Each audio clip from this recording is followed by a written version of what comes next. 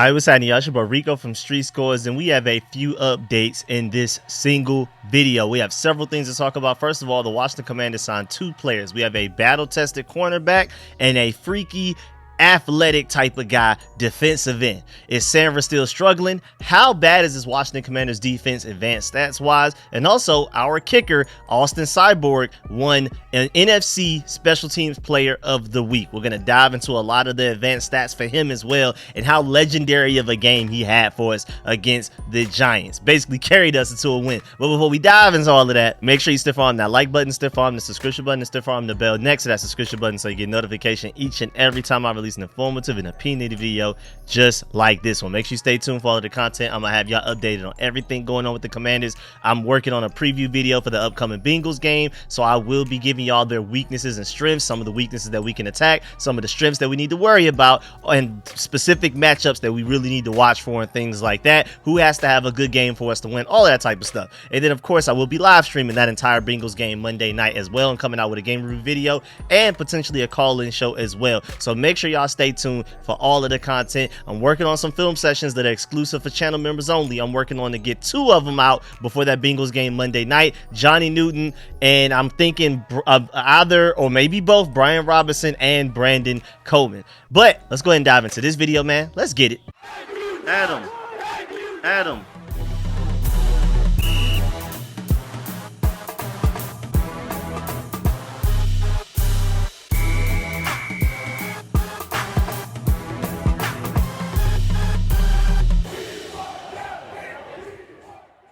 All right, so first of all, yesterday, well, actually, by the time y'all are seeing this, is actually technically 2 days ago because I'm recording this at 11:18 p.m. I know this is not going to be out before 12 a.m. But either way, the Commanders signed cornerback Kevin Seymour Interceptions. Well, technically, his name is just Seymour, but I'm hoping us signing him will see more interceptions. We signed him to the practice squad. He's 6 foot flat, 188 pounds. He's 30 years old. So he's been around. He has 64 career games under his belt, and he's primarily been used on special teams, especially the past 2 seasons with the Ravens. But when he has played on the field, it's primarily mostly been in the slot, which has me thinking, is this a signing that just in case Mike Sainristil's struggles continue? Is that what this is? Because Noah Igbinoghene is technically supposed to be the backup slot corner behind Mikey on the depth chart, but with Forbes hurt, and he's probably out for another couple of weeks, we'll see.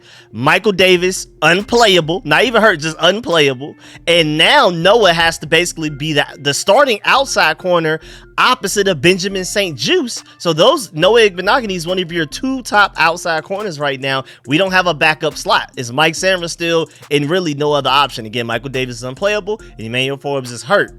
And so even Mike Sainristil plays outside corner at times in these games. So maybe they want a veteran, dependable slot corner guy that only plays the slot. A guy that if Mike Sainristil is struggling, if he has to step up and play some outside every now and then, this is a guy that could potentially come in and play for you. Now, we got to see if he even makes it from the practice squad to the actual 53-man roster and then the active game roster going into this Bengals game, that he has to pass all of those steps to be able to play against the Bengals. He may just end up staying on the practice squad. But just going back to Mike Sainristil, now granted, he is a rookie, but I do want to point out the fact that so far his grades, 45 overall, 54.9 run defense, 51.8 pass rush, and 43.7 coverage grade. His coverage is that Pro Football Focus is saying is the worst part of his game. They feel like he's a better run defender than coverage guy right now. And you can see why, because he's allowed 8.6 yards per reception according to Pro Football Focus, and has allowed a passer rating of 138.2 when targeted.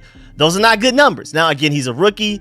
Honestly, I think he'll figure it out at some point, though. I really do. I don't think him being Tyreek Hill's best challenge all season as far as somebody covering him. And it was several Dolphins reporters saying that after that joint practice we had with him. I don't think that was just a fluke. I think he has it in him. I think he just has to learn. The game has to slow down for him a little bit. And like I always say, cornerbacks have the toughest transition going from college to the NFL. Only the quarterback has a harder transition, but at least for them, the rules are set up to protect them, to get the most out of them, all of that type of stuff. Cornerbacks are literally thrown out there to the wolves day one once they play. That's why it normally takes corners at least 2 years to show you who they really actually are. Don't judge them just off of their first 2 years, man. It's really not a smart idea. area. That's why it's even more amazing that my Georgia dog Kamari Lassiter is what he's doing right now in Houston. But give it time, man. He'll be all right. I'm really sure that Mike Sainristil will live up to the hype of being that early second round pick that we had, even though we traded back and still ended up getting him, but still a pretty nice second round draft pick. I think he's going to surpass those expectations. A lot of people feel like he should have been a first round pick. I think he's going to play like it, but it just hasn't happened yet these first 2 weeks. It may not happen in his rookie season, but I wouldn't be surprised by at the latest next year. He looks like who we expected coming out of the offseason, because in joint practices and training camp, and even in some of those preseason games, he looked really good. I think things just need to slow down for him. I really do. But maybe because of those growing pains that Mike Sainristil is having as of right now. Again, I'm not giving up on him. I think he'll be a great player. Some people were jumping off of the Quan Martin bandwagon early into the last season. And I was telling y'all, be patient, man. This is a very smart and athletic player. With time, he can figure it out. I have the same faith for Mike Sainristil. So, again, with him going through these growing pains, maybe they're probably looking for immediate solutions who can play well right now. But for me personally, like, if it's up to me, I feel like you let these young guys play, sink or swim. If they're good, then great. But if they're not, then the more they play, the sooner that they'll get right. You know, they'll be better sooner. So I say keep playing them, all of the young guys, as much as possible. I know we want to win, but we're not trying to mortgage the future for this season right now. You can tell by the way that we're trading away guys. We're sellers. We were sellers right before the season started with John Ridgway right after 53-man roster cuts and getting rid of Jahan Dotson before that and things like that. I mean, I know Jahan Dotson wasn't the best receiver ever at all, but you know, trading away Jahan Dotson does not necessarily make your team on paper this season better. It makes you better long term because that third round pick is looking like a finesse, and I talked about that in my previous video. Same thing with John Ridgway. Trading John Ridgway away does not make you better. That makes you better long term, but not for the 2024 season. I wouldn't be surprised by the time we get to the trade deadline. We're sellers, not buyers. We don't even just stay put. I could definitely see us trading away some guys and getting whatever draft value we can get so that we can load up in the 2025 draft and free agency potentially. You know, we signed a bunch of guys to 1-year deals, so they're not trying to, you know, attach themselves to really anybody that we signed to free agency except for like Frankie Louvu, Dorrance Armstrong, and maybe a couple of other guys. But right now we're going on a year-by-year basis.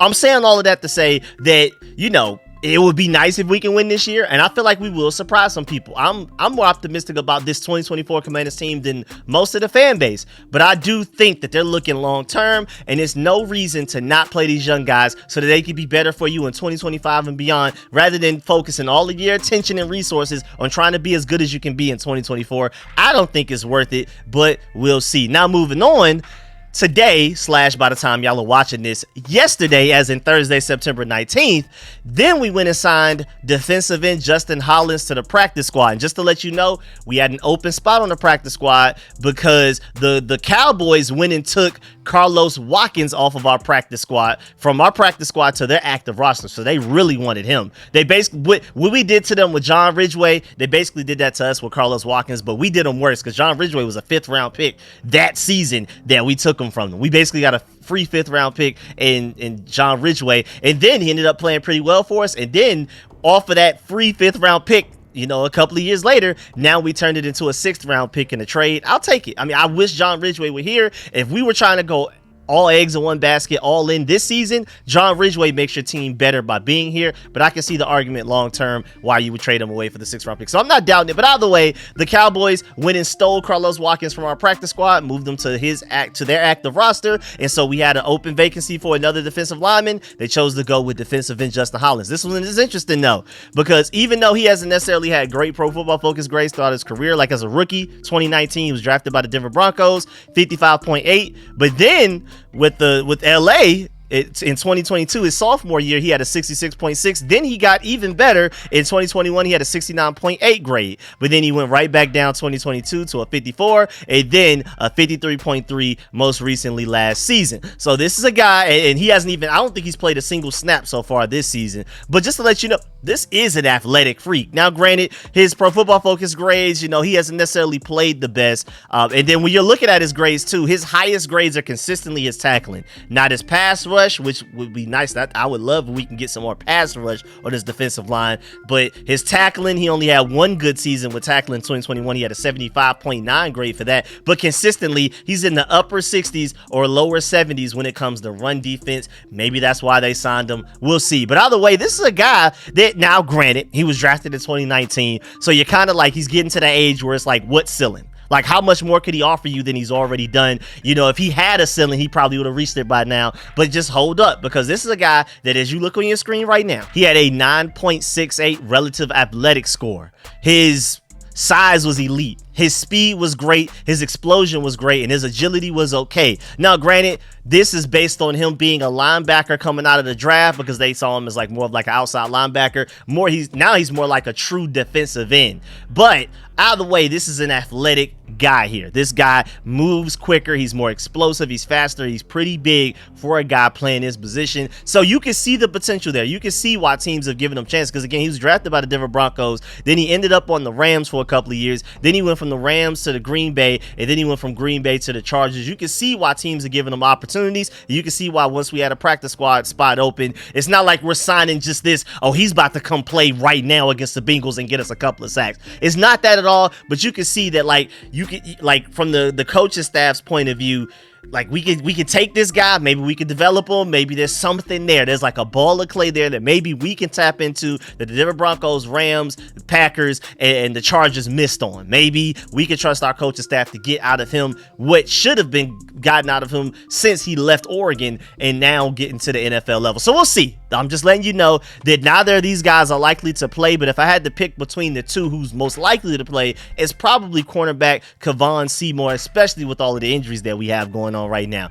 I don't think Justin Hollins has much of a chance to play ever for us this season. He's an athletic freak, you know what I'm saying? There's some potential there, but I don't really see the pathway there, especially if our guys start to play to the expectations that we have for them, like Dorrance Armstrong, Deron Payne, Jonathan Allen. I'm expecting those guys to just, I mean, there has to be a regression to the mean, man. At some point, these guys got to put up stats. They can't just go out there and lay goose eggs all season. I just refuse to believe that that's what's going to happen, especially with how deadly their pass rush was and how much pressure they got on Baker Mayfield. I would need to see that again moving forward for the rest of the season. They just got to finish. Whereas corner, not only are we struggling at corner, but we have injuries to corner. So if between the two, Kevon Seymour is definitely more likely to end up playing for us. And I'm not saying he'll necessarily play against the Bengals, but I'm expecting him to if either of those guys ever see the field, Kevon Seymour will see the field before Justin Hollins. Now moving on to the next part of this video, speaking of defense, how bad is this Washington Commanders defense for real, man? Like, when you actually take a step back and really look at some charts to put it into perspective, so that like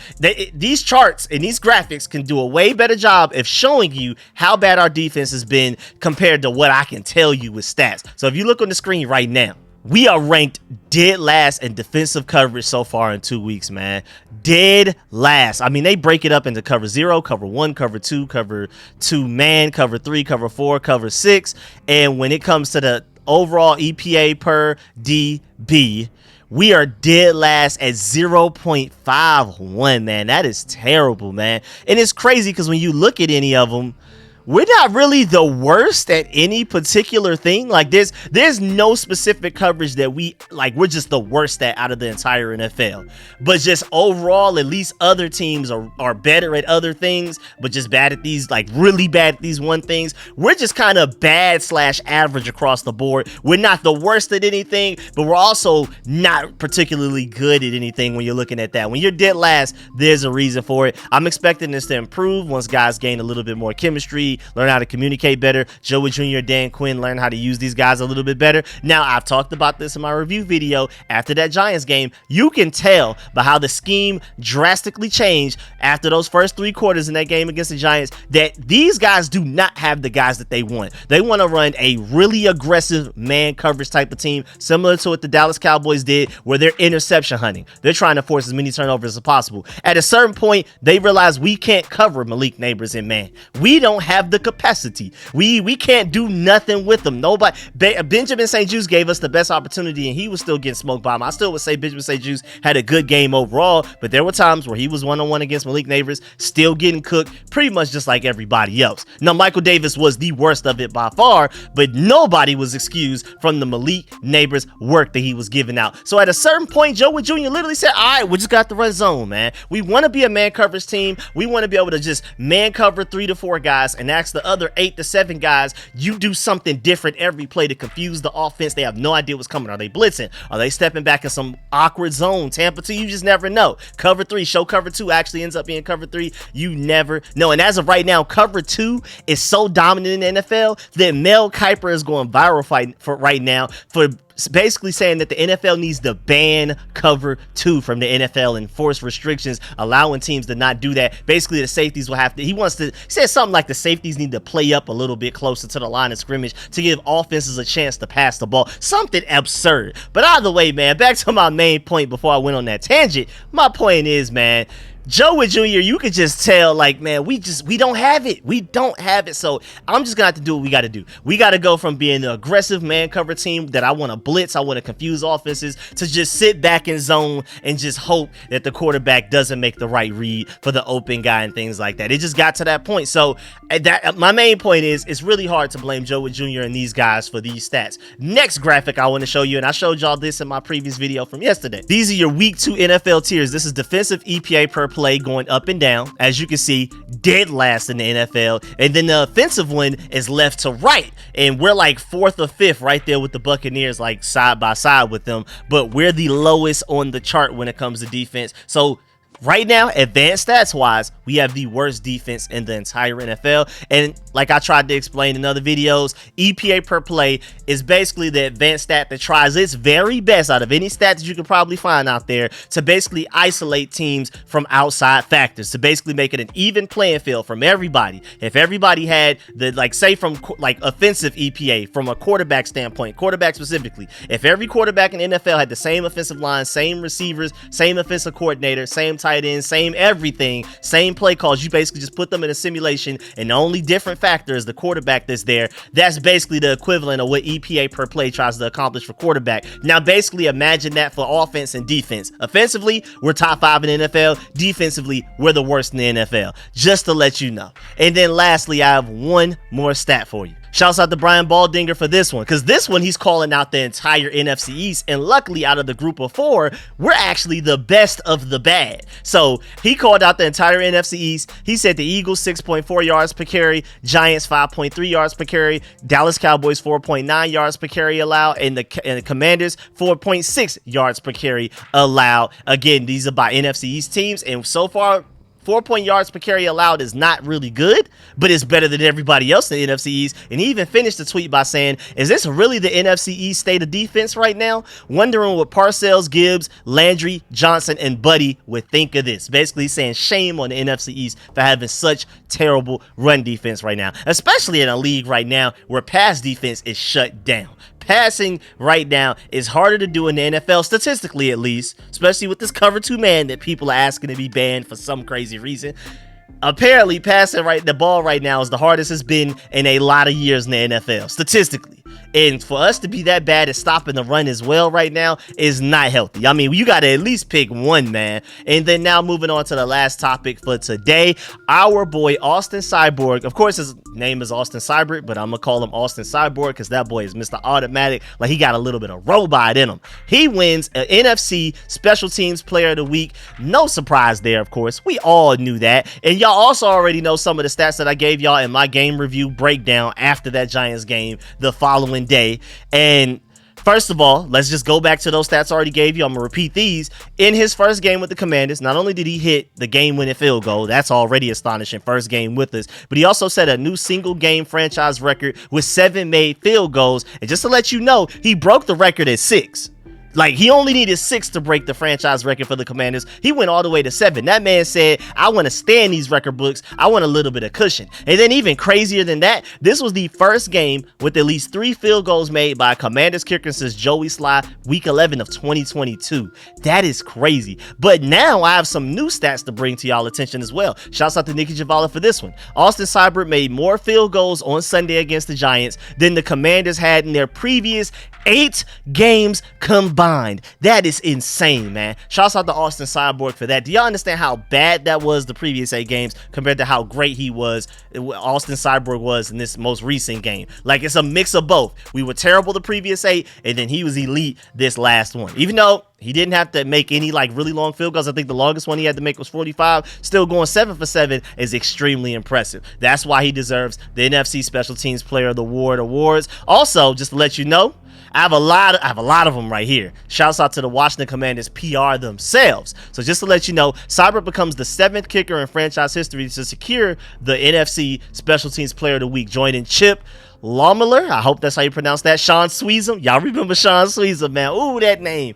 Whoo, that name feels like Voldemort a little bit. Graham Gano, Kai Forbath, Dustin Hopkins, and Joey Sly. Cyborg also leads all NFL kickers in single game totals of made field goals and points through 2 weeks, and he's only been playing 1 game. He's also the first kicker to make 7 field goals in a single game since 2019. So if you were wondering, this was an NFL record, no, not necessarily. Somebody else did it in 2019.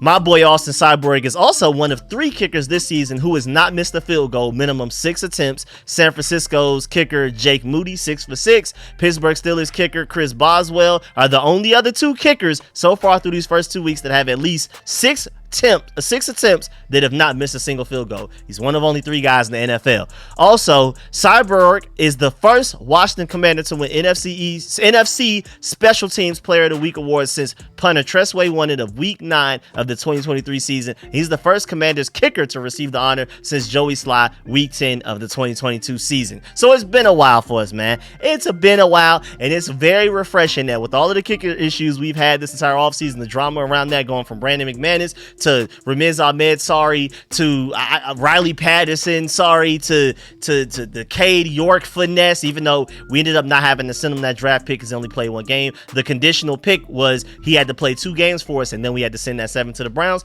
We cut him after only 1 game, so we get to keep that 7th round pick, thank goodness. But they tried it. Browns, we on to y'all. Y'all real slick for that one. Y'all tried it. Y'all tried to get us, man. But we made sure we did what we had to do, and then we went and found Austin Cyborg, and he balled out. Now, granted, again, I'm cautiously optimistic about the future, and I'm not gonna name him a franchise kicker just yet because I gotta see him make some 50 longers, man. I gotta see him make it, but we'll see. And then lastly, before we get up out of here, if you look on the screen right now, here's just a quick Thursday Washington Commanders injury report update with the Bengals as well. So right now, Cleveland Farrell, Emmanuel Forbes, and Jazon Newton did not participate in Thursday's practice. Now, Emmanuel Forbes, I don't think he'll play this game, but Cleveland Farrell and Jazon Newton, I'm fairly certain, I'm confident that they will end up playing in that upcoming game. Dan Quinn even said it himself after practice today with his press conference, or was it before practice? Either way, he said that Johnny Newton is going to play more than, I believe, only like the 12 snaps he played against the Giants. Then you have Dorrance Armstrong, Zach Ertz, Quan Martin, and Benjamin St. Juste limited, but Zach Ertz was rest, and everybody else, I think they're good to go. And then Brandon Coleman was a full participant, which is kind of a change of pace because all offseason he was either limited or did not participate. So it's nice that in the regular season he's finally full, even though he had a bad game against the Giants. When you really go look at the tape, I'm just happy that he's at least available and healthy to go out there and continue to play and get better and develop as a rookie. The sooner he gets good at being a left tackle for us, the sooner this offense can really take off, because I do not like Cornelius Lucas, not only just starting for us, but just playing at all. I'm not a big fan of Cornelius Lucas at all. Now, the Cincinnati Bengals side of things, I mean, I don't know. I don't hear whispers from their end of things, but with BJ Hill, Tanner Hudson, and Sheldon Rankin not participating in practice Thursday, that could be a big help for us, but I don't know. We'll see. Then you have Von Bell. I didn't even realize Mike Gesicki ended up on the Bengals.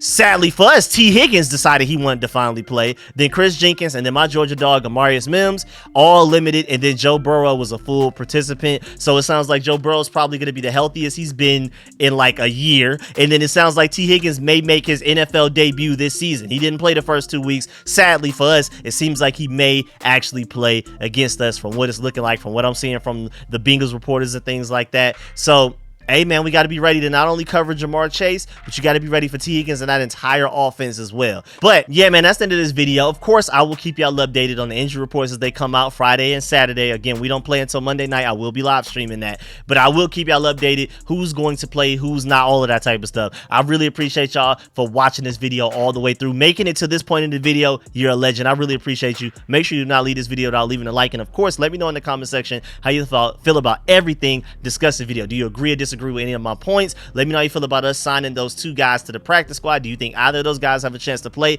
How do you feel about how bad our defense is? Do you think they will eventually figure it out throughout the season and get better? And how do you feel about Austin Cyborg winning NFC Special Teams Player of the Week? Let me know how you feel about all of that. Again, do not leave this video without leaving a like, and I really appreciate y'all. I'm gonna catch y'all later. I'm out.